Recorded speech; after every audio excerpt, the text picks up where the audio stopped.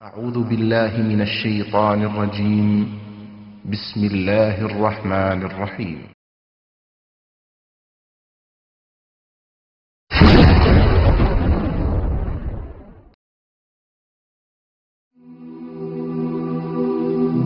মৃত্যু এমন এক বাস্তবতা যার থেকে কেউ পলায়ন করতে পারবে না। প্রত্যেকটি প্রাণীকেই মৃত্যুর স্বাদ আস্বাদন করতে হবে। আল্লাহ তাআলা পবিত্র কালামে মাজিদে ইরশাদ করেন, কুল্লু নাফসিন যায়িকাতুল মাউত, প্রতিটি প্রাণী ওই মৃত্যুর স্বাদ আস্বাদন করবে।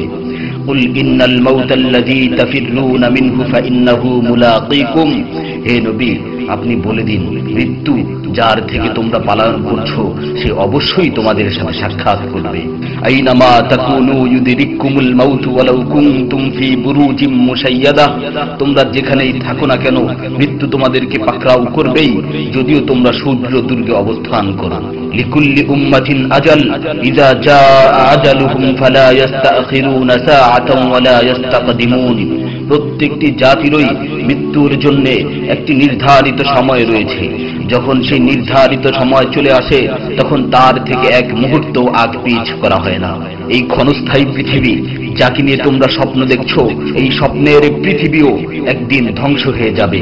কিয়ামতের সময় যখন নিকটবর্তী হবে তখন আল্লাহ সুবহানাহু ওয়া তাআলা নিজের দায়িত্বপ্রাপ্ত ফেরেশতাকে সিংহায় ফুৎকার দেওয়ার আদেশ দিবেন।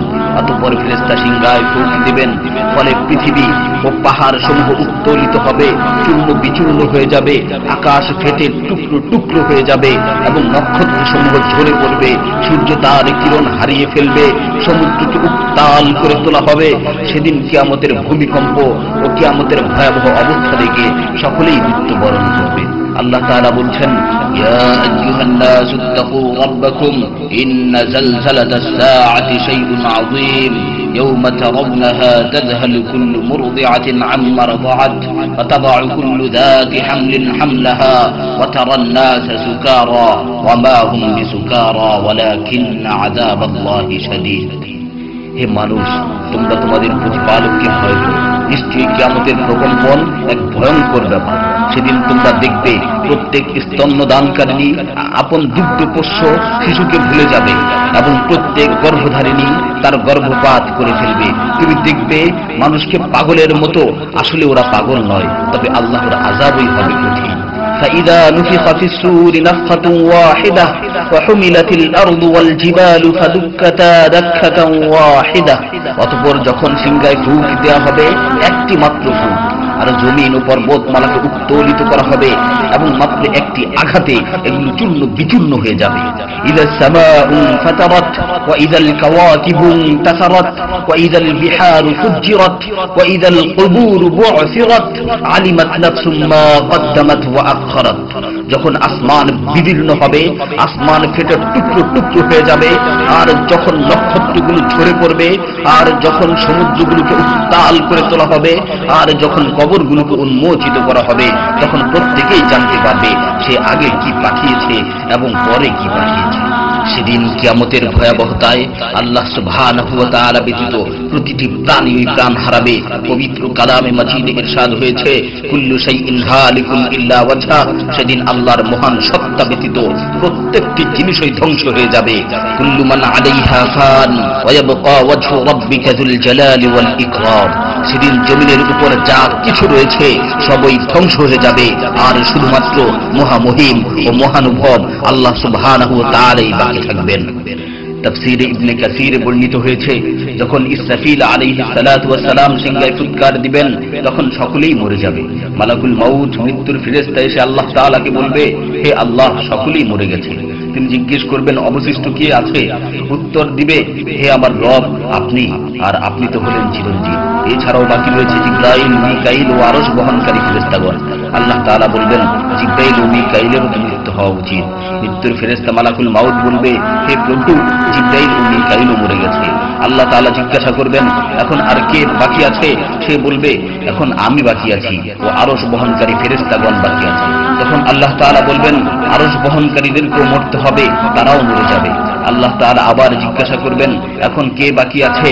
মালাকুল মাউত আজরাইল আলাইহিস সালাতু ওয়াস সালাম বলবেন, হে আমার রব, এখন আপনি বাকি আছেন এবং আমি বাকি আছি।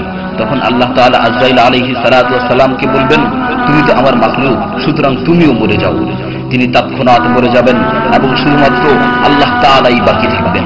অতঃপর আল্লাহ সুবহানাহু ওয়া তাআলা জমিনকে ভাঁজ করে ফেলবেন এবং তিনি 3 বার বলবেন, আনাল জব্বার, আনাল জব্বার, আনাল জব্বার, আমি প্রতাপশালী, আমি প্রতাপশালী, আমি প্রতাপশালী। অতঃপর তিনি 3 বার জিজ্ঞাসা করবেন, লিমানিল মুলকুল ইয়াউম, লিমানিল মুলকুল ইয়াউম, লিমানিল মুলকুল ইয়াউম, আজকের রাজত্ব কার, আজকের সার্বভৌমত্ব কার, আজকের আধিপত্য কার? জবাব দেওয়ার মতো কেউই থাকবে না।